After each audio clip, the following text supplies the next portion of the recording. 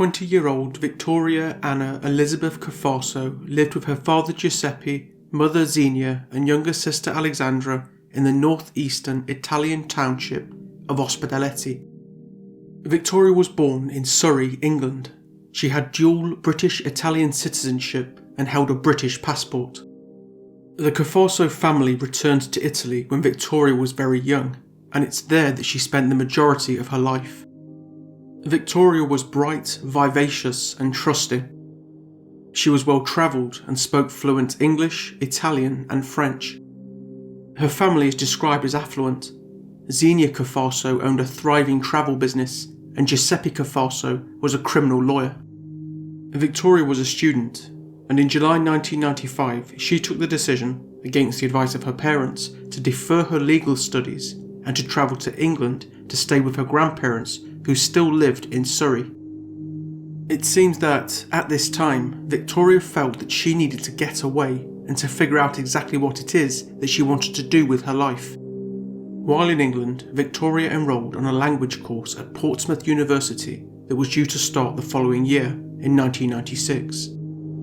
Victoria intended to spend the intervening time travelling, and there was one destination in particular that she had in mind.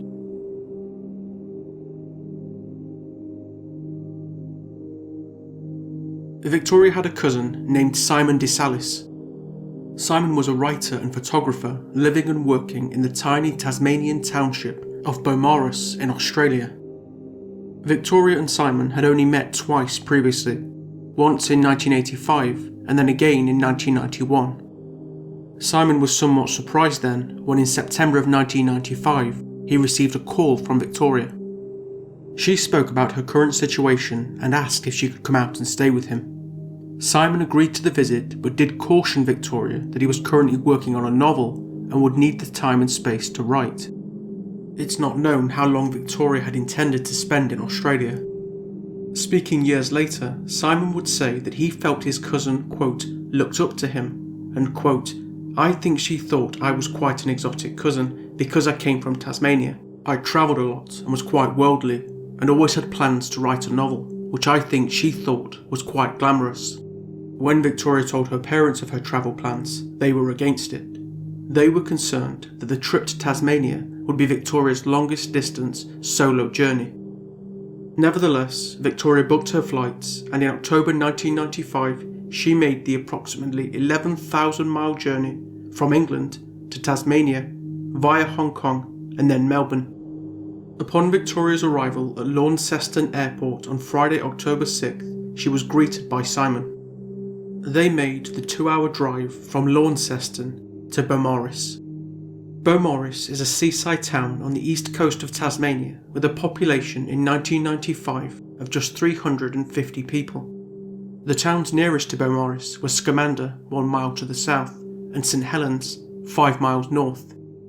The towns were linked by the Tasman Highway, a stretch of road that hugged the coast and which ran through Beaumaris parallel to the town's beach. The town was comprised of 150 or so shacks and cottages, and inland Beaumaris was surrounded by pine plantations, forested areas and a network of gravel roads. The secluded and tranquil settlement was home to retirees, fishing hobbyists, divers, surfers and people who were seeking a laid-back, low-key lifestyle. There were no local amenities, not even a shop in fact, though the town's only hotel, the Surfside, did sell basic groceries. Tourists would descend on the Surfside as the population of Beaumaris swelled over the summer months. Though the people of Beaumaris were private, in a town as small as theirs, everyone knew everyone. To introduce Victoria to the town, Simon took her to Shelley's Point, a lookout on the southern end of Beaumaris Beach, which offered panoramic views of the 2.5-mile stretch of coast. It was here that Victoria was first introduced to 3 locals, Hilda Jackson, Mark Jackson and another man not relevant to the case. While Simon surfed, Victoria and Hilda got talking. The pair shared a striking resemblance. Both were young, tall, blonde females. They hit it off, and Hilda would later describe immediately warming to the, quote, lovely and thoughtful Victoria. The women agreed that they would arrange to meet up at some point in the coming days before parting ways. Simon took Victoria to his home, Larby Cottage, in nearby Charles Street, where he introduced her to his housemate, Sean Sheridan. Victoria would spend just 5 days in Australia.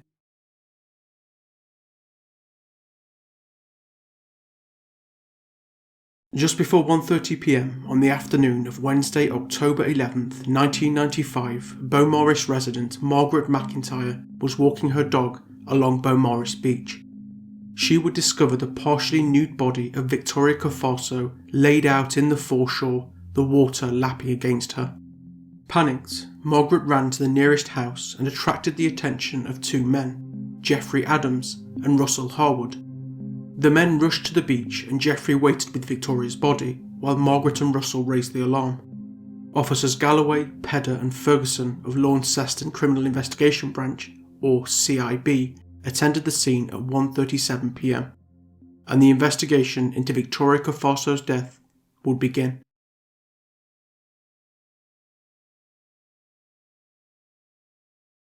An autopsy showed that Victoria had been the victim of a brutal and prolonged attack. The assault had been carried out using 2 weapons and in 2 stages.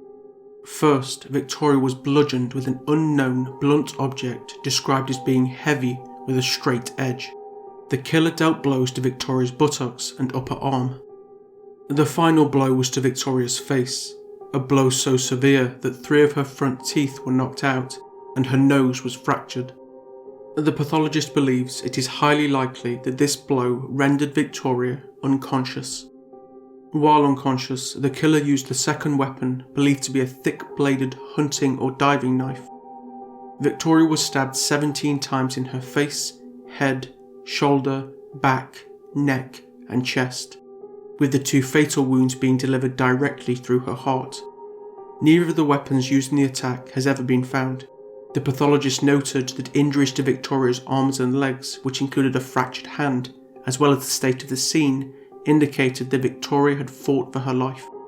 Though Victoria had been found wearing nothing but her bikini top, which had been pushed up, exposing her breasts, there was no sign of sexual assault on her body.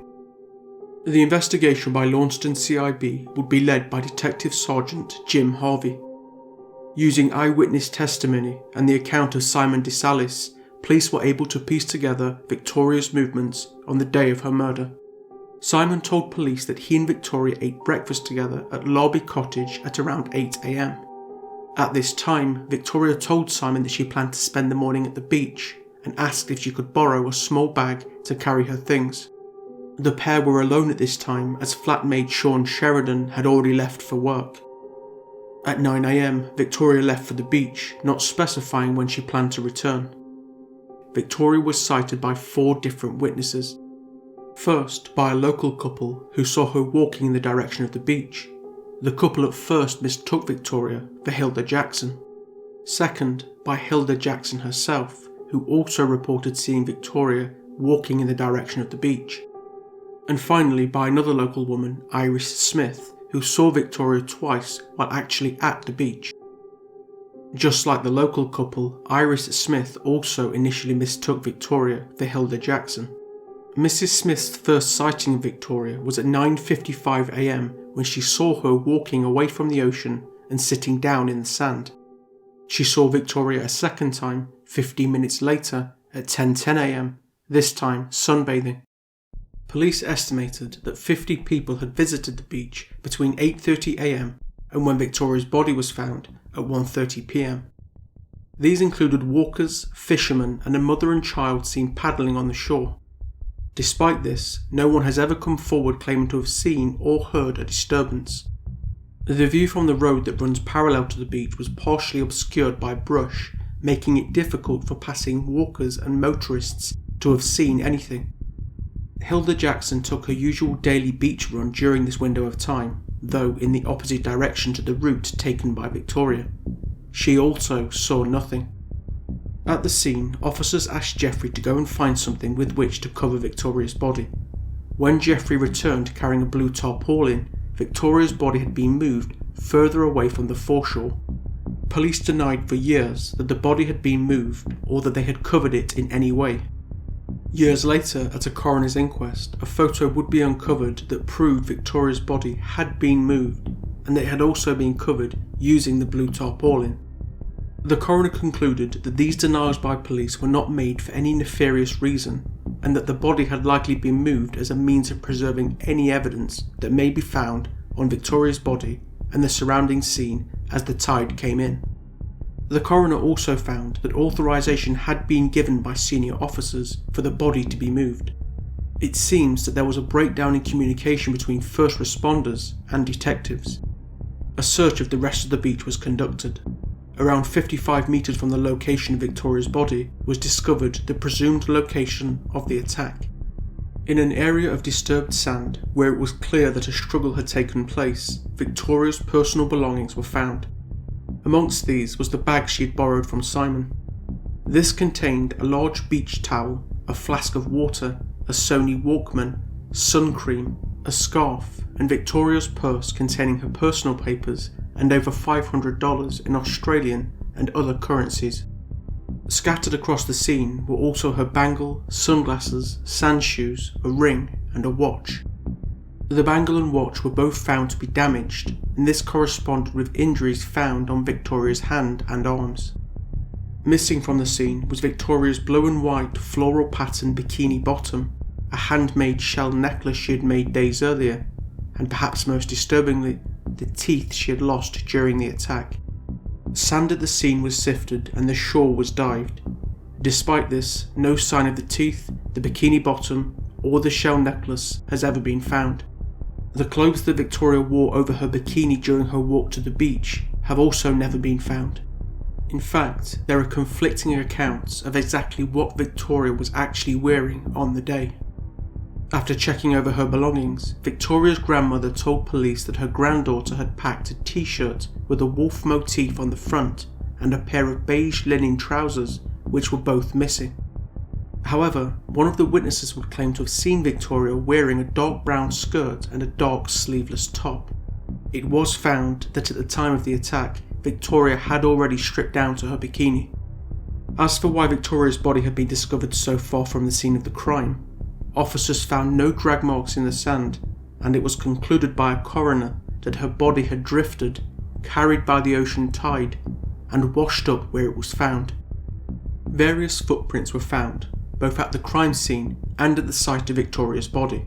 When questioned, Jeffrey Adams claimed that he had seen two barefoot male footprints approximately 7 metres from the location of the body.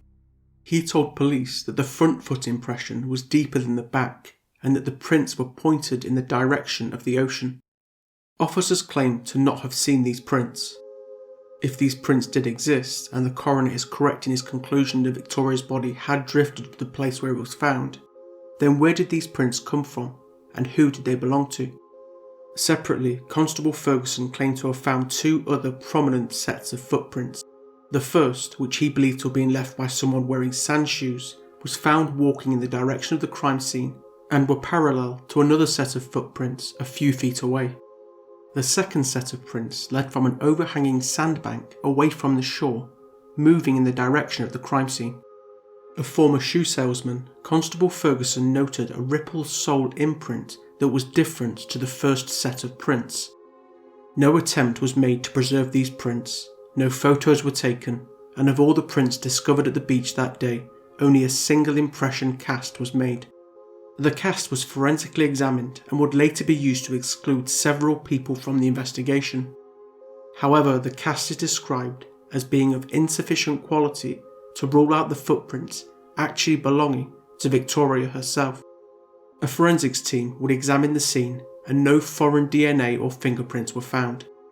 Specialists believe that, even if there was forensic evidence left behind by the killer, the effects of the time spent in salt water and then exposed to the wind and UV light from the sun would likely have degraded or destroyed any evidence at the scene and on Victoria's body. For the same reasons, it also wasn't possible to determine a time of death using only the state of Victoria's body. Instead, a harbour master and an oceanographer were consulted. Based on their interpretation of the tide that day and the moisture of the sand at the scene, it was concluded that the attack had occurred at or about the time of high tide between 11:30 am and 12:35 pm. Police would later use this time frame when seeking alibis from potential suspects. While forensic work was being carried out, police set about speaking to all 350 plus residents of Beaumaris, and specifically with anyone known to have had contact with Victoria since her arrival in Australia. A roadblock was also set up along the Tasman highway, and passing motorists were questioned. For days, officers patrolled Beaumaris Beach, speaking with all visitors, and appeals for information were made through local media. It would be Simon DeSalis who formally identified Victoria's body. When spoken to by police, Simon gave an account of his movements on the day of the murder. He had spent the morning working on his novel and didn't even stop writing when his flatmate returned home for lunch. The flatmate would later return to work, and his movements throughout the whole day were verified by police. At 3 pm, Simon headed to the post office on his bike to collect mail. Though Victoria hadn't returned home, Simon wasn't worried. He thought that Victoria had probably bumped into Hilda Jackson, and the two were hanging out. On his journey to the post office, Simon spotted a police car parked at the beach car park. He approached the scene and was told that there had been a murder. When given a description of the victim, Simon's heart sank. He knew that it could be Hilda or Victoria. When told the length of the victim's blonde hair, his legs turned to jelly. He knew it was Victoria. Simon would spend 9 hours being interviewed by police and was very forthcoming with information. He was able to tell police of everything that Victoria had done in her 5 days in Australia and everyone that she had had contact with. He revealed that Victoria had had limited contact with others. She had met 3 people, including Hilda Jackson, at Shelley's Point on the day of her arrival. She had attended a small party at the nearby home of the owner of Larby Cottage, Mandy Lou Larby, 2 days earlier, on Monday 9th, and had taken 2 short solo walks through Beaumaris, first on Monday the 9th, and then again on Tuesday 10th. Also on the 9th, Victoria spent 30 minutes at the home of Hilda Jackson. The two agreed to take a trip to the beach together in the future, though nothing specific was arranged at this time. Victoria did not tell Simon of any stranger encounters during her lone walks, and there is no evidence that she met anyone else. Simon described Victoria as vivacious and their relationship as pleasant. Simon had lived for a long time in Beaumaris, and it had never occurred to him that something like this could happen.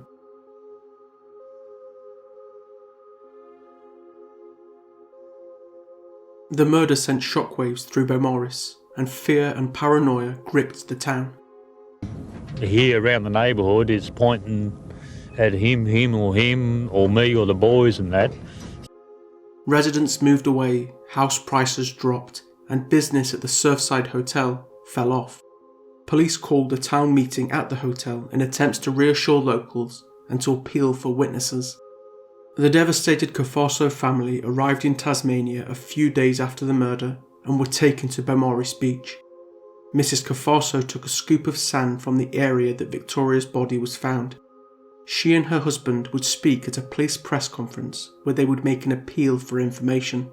She stayed here and not even a week she came to die. Everybody I've spoken to has told me these things don't happen. Victoria's body would be released and the Cafassos would return to Italy to bury their daughter. Waiting for them when they arrived was a letter from Victoria dated 2 days before her death. In it, she told them she was having a great time. Xenia Cafasso would say that this was like her daughter talking to her from heaven. Sadly, Mr. Cafasso would die of a heart attack just 6 weeks later, a day after a memorial service for Victoria. He and his daughter are buried next to each other in their hometown of Ospedaletti.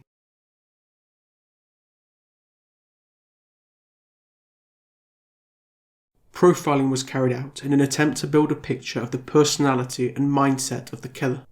Profilers believe that the killer is likely a family man with an unpredictable, violent temper, and that members of his family may be protecting him. The brutality of the attack suggests that the man is physically powerful. The majority of the stab wounds were inflicted on the right side of Victoria's body, but this is not enough for a coroner to rule on whether the man is left or right-handed. It's believed that the killer likely left the area soon after. It's not possible to rule out multiple killers, and a motive for the murder remains unknown. Talk in Beaumaris and the surrounding towns soon turned to the prospect of a serial killer living amongst them.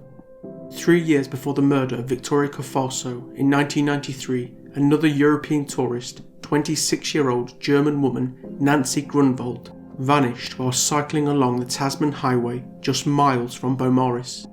Extensive searches have never produced a single trace of Nancy or her bike. Police suspect that Nancy was either abducted and killed, or that she was accidentally struck by a vehicle and her body disposed of. Police seem to favour the hit-and-run theory. A solicitor in a nearby town received a frantic call from an unknown person the day after Nancy's disappearance, in which the caller pleaded for help as they'd been involved in an accident on the East Coast. The solicitor deleted the message after not hearing anything about an accident in the news. Similarly, in 1997, a man called Crime Stoppers shortly after the airing of a TV appeal for information in the case. The distressed caller told the operator that he, quote, had trouble living with having hit a cyclist and disposed of the body. The caller was never traced and has never come forward, and Nancy remains missing. Police could find nothing to link the cases, and Launceston police do not suspect a serial killer is active in the area. 6 months after Victoria's murder, Tasmania would experience one of Australia's worst ever massacres. 25-year-old Martin Bryant would murder 35 people over the course of 2 days in a mass shooting that would become known as the Port Arthur Massacre. Bryant was a surfer and was known to have spent some time on the east coast of Tasmania. Launceston CIB requested permission to search Bryant's home for any evidence that may link him to Victoria or Nancy's cases.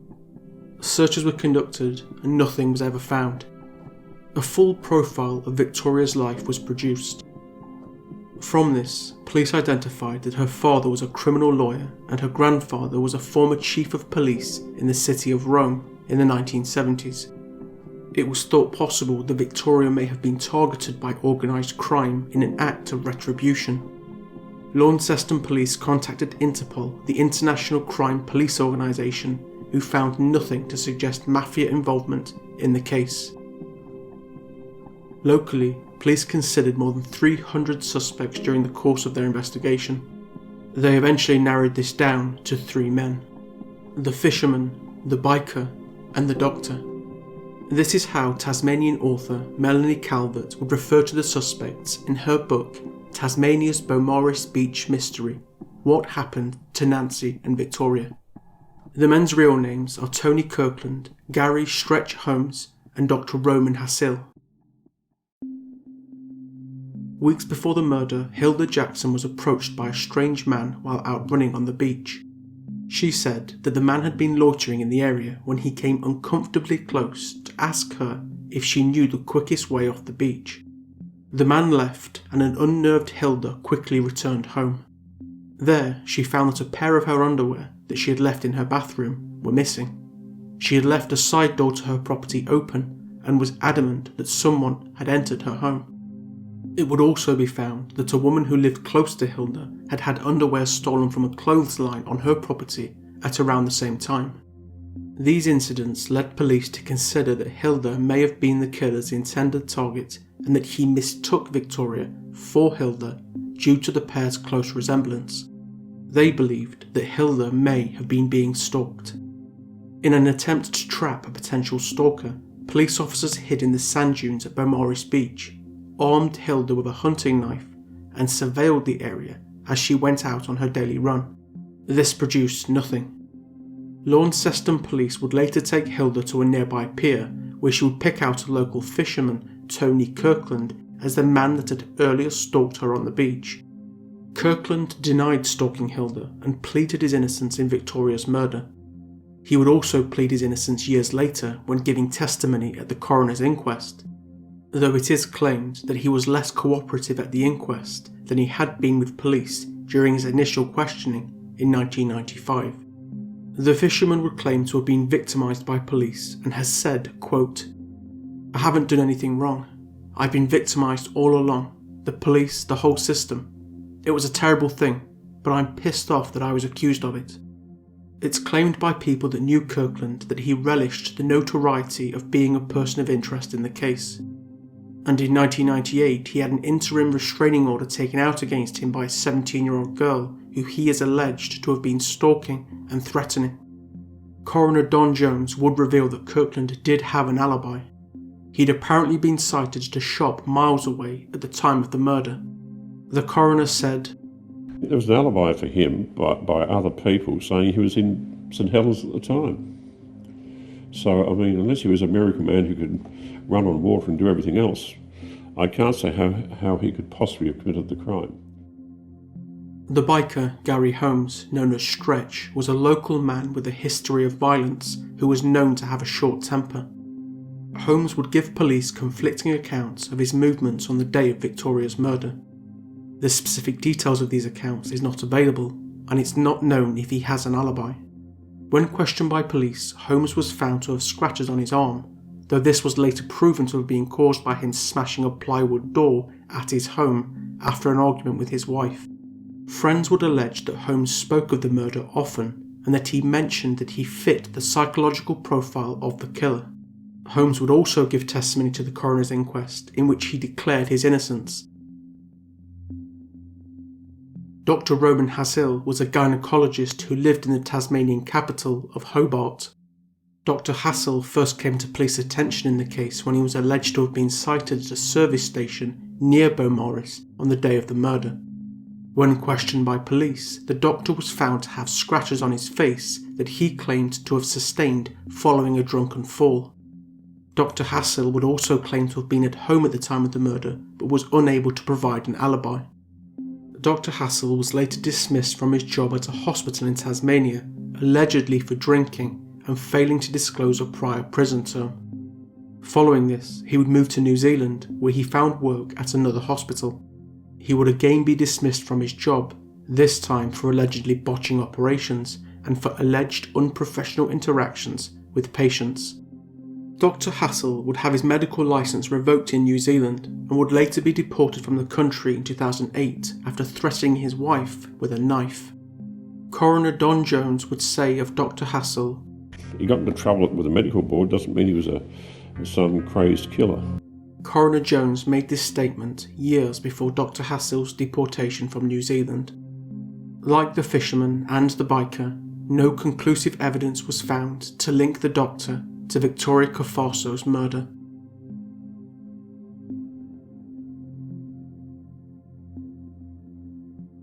Victoria's case would pass from detective unit to detective unit, and regular reviews would be carried out.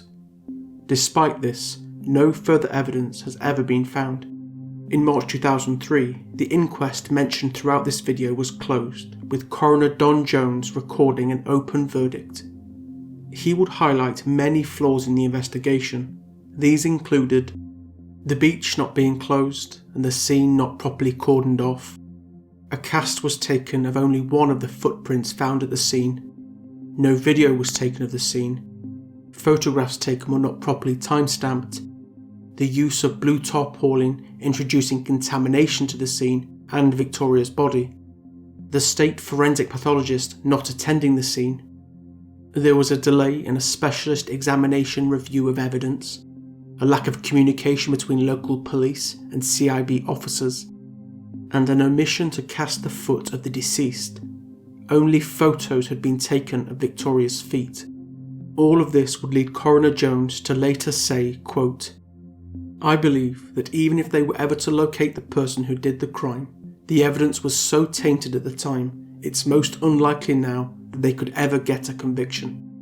He would also criticise the police for focusing too much on the fisherman, the biker and the doctor, and not enough time exploring other possibilities. Victoria Cafasso's case today sits with the Launceston CIB's cold case team. As of 2020, the CIB were working with a University of Tasmania researcher to examine an unspecified exhibit of evidence that they hope, with the advances in DNA technology, could lead to a break in the case. No charges have ever been laid, and Victoria Cafasso's murder remains unsolved. Speaking in 2015 to mark the 20-year anniversary of her daughter's murder, Xenia Cafasso said, "A mother never forgets, and Victoria is still very present in both Alexandra's and my life. My daughter is dead and will not come back. There are other daughters, wives, mothers out there who need to be protected. Why should they not live their lives to the full, giving happiness to others, perhaps even helping the rest of mankind?" Anyone with information in the murder of Victoria Cafasso should call Crime Stoppers on 1800 333 000.